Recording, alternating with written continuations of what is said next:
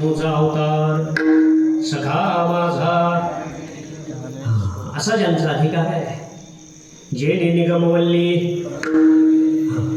ते ज्ञानोबा आणि त्यांच्याबद्दल तुकोबांनी म्हणावं, मज पामर आहे काय थोरपण पायीची वाहन.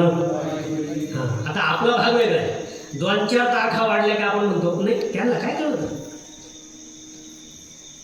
एखादं प्रवचन मिळालं की हा फुगलाच, भाषणाला बसत नाही. म्हणजे त्याला म्हणलं का महाराज तुम्ही भाषणाला मागच्या वर्षी यायची यांना येत नाही, तुम्हाला कळत नाही का मी प्रवचनकार झालोय. आता मी काय तुमच्या गाठात राहिलो, आता मला प्रमोशन झालं. आणि कीर्तनकार तर भाषणावाल्यांचा आवाज ऐकला का हे काय बाईकडे बसले असं म्हणून तिथून निघून जातो, कारण हा मोठा पदावरचा. तर ह्या परिस्थितीत जर आपण वर्तन असेल, पण इथे मज पामर आहे ही नम्र वृत्ती आहे, नम्र झाले भूता. मग ते व्हावं लागतं. आणि त्याच्याकरता अभंग जो निवडला आहे तो अवघाची. अभंग कोणत्या प्रकरणात मोडायला पाहिजे, अभंग कोणत्या प्रकारात मोडायला हवा. प्रतिज्ञा आहे. काय आहे? करीन आणीन देईन, हे करीनच, हे मी मिळवीनच. स्वराज्य हा माझा जन्मसिद्ध हक्क आहे आणि ते मी मिळवणारच. ही काय आहे? प्रतिज्ञा आहे.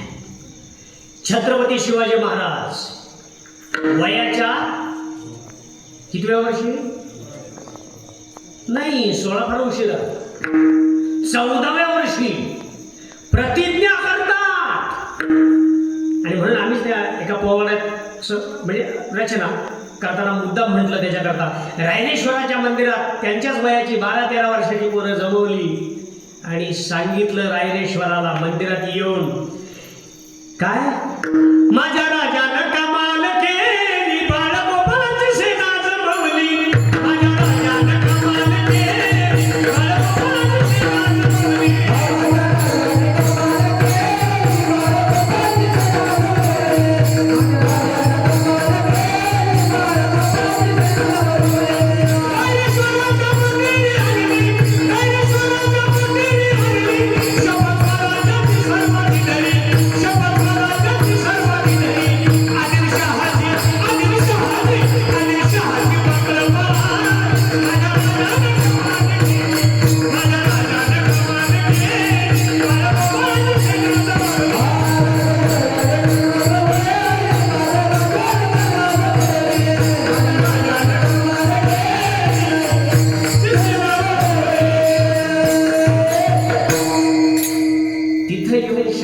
ही प्रतिज्ञा आहे. आपल्या प्रतिज्ञा वेगळ्या असतात. आपल्या प्रतिज्ञा फार अवघड आहेत. 1 वर्षात नाही वाहिलं खाऊन दाखवलं तर मग मागणार नाही. ह्या आपल्या प्रतिज्ञा. त्याला म्हणा तू फक्त इकडे बाण करून दाखवतोय, नाही मान उडवली मग मागणं वेगळे.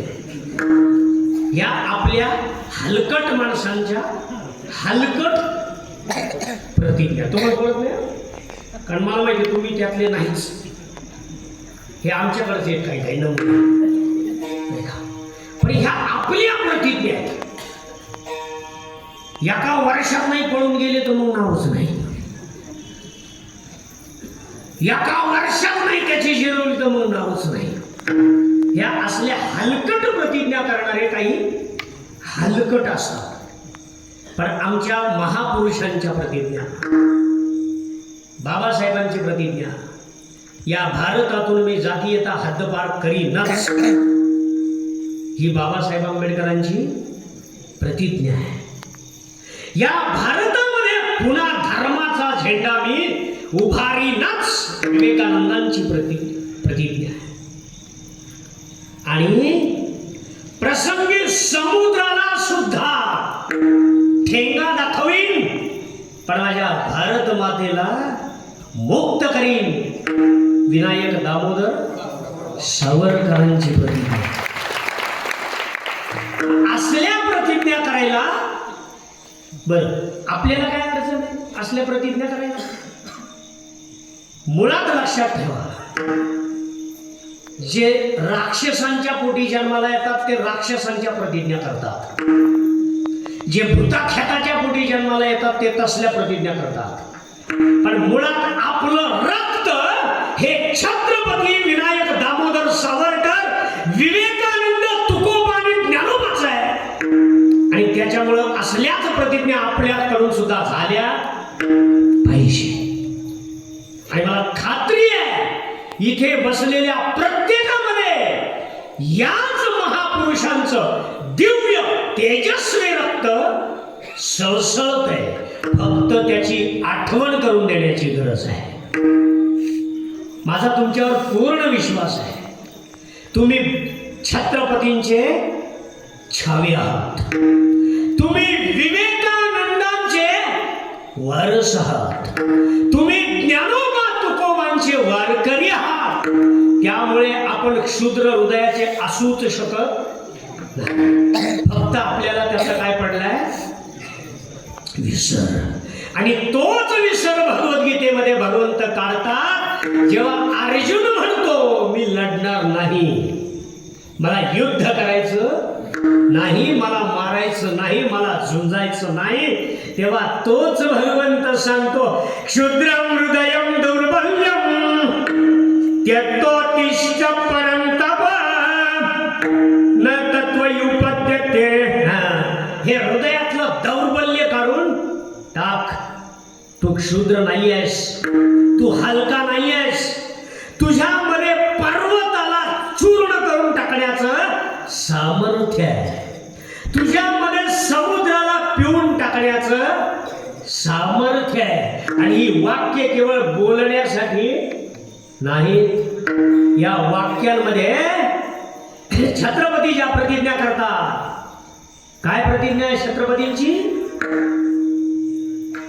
कोणती प्रतिज्ञा आहे छत्रपतींची? शाह सून शिवशैषा, नाही का? ही तो श्रींची इच्छा. पण त्यांची जी संस्कृत मध्ये कोरलेली मुद्रा ती प्रतिज्ञा आहे महाराजांची, नाही का? काय? वर्धिष्णुर विश्ववंदिता, हा शाह सून श्वशैषा मुद्रा भद्राय राजते वर्धिष्णुर विश्ववंदिता प्रतिपत चंद्र लेखेव. चंद्र सूर्य असे पर्यंत हे राज्य टिकेल आणि हे धर्माचं राज्य असेल. ही प्रतिज्ञा महाराज आपल्या रक्तात भिनवतात. ती फक्त महाराजांनी नाही करायची. महाराजांवर श्रद्धा असलेल्या, महाराजांवर प्रेम असलेल्या आणि महाराजांच्या चरणावर भक्ती असलेल्या प्रत्येकाने ही प्रतिज्ञा करायची आहे.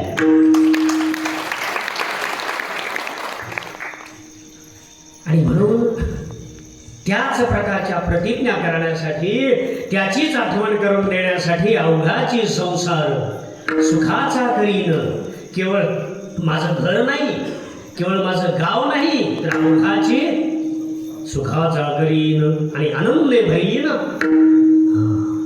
आणि त्याशिवाय माहेराला जाणार नाही, पांडुरंगाला भेटायला जाणार, हे करीन आणि मगच जाईल. जसं ते 7 वीर होते वेदात मराठे. कोण आला होता म्हटले? बहलोल खान. कोण? बहलोल खान. आणि त्याच्याकडे पराभव झाला हे महाराजांना कळलं. त्यांनी त्यांची कानूघाडणी केली. हे 7च बहलोल खानावर तुटून पडले आणि मरता मरे तो झुंजेन. त्याच्याकरता सावरकरांनी सांगितलं, वाक्यच दिलं आपल्याला, हे अधमर तरंजिते, हे अधमर तरंजिते सुजन पूजिते. अधमाच्या रक्तामधून अभिषेक करीन. कुणाच्या? हे भारत माते, मी तुला अभिषेक करीन. कशाचा? नालायकांच्या रक्ताचा. त्यांना मी सोडणार नाही. आणि हे असल्या प्रतिज्ञा. म्हणून आपल्याला ह्या प्रतिज्ञा त्याशिवाय माहेराला जाणार नाही. सगळ्या कौरव या दुष्टांचा चांडाळांचा सत्यानाश झाल्याशिवाय केश बांधणार नाही. ही प्रतिज्ञा करणारी भारतातली रणांगणा द्रौपदी आहे. ते